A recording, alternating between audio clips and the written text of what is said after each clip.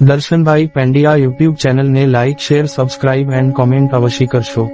Thanks for watching. Have a nice day.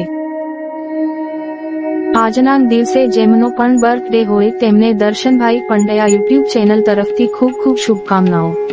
તેમજ આજના દિવસે જેમની પણ મેરેજ એનિવર્સરી હોય તેમને દર્શનભાઈ પંડ્યા યુટ્યુબ ચેનલ તરફથી ખૂબ ખૂબ શુભકામનાઓ પાઠવવામાં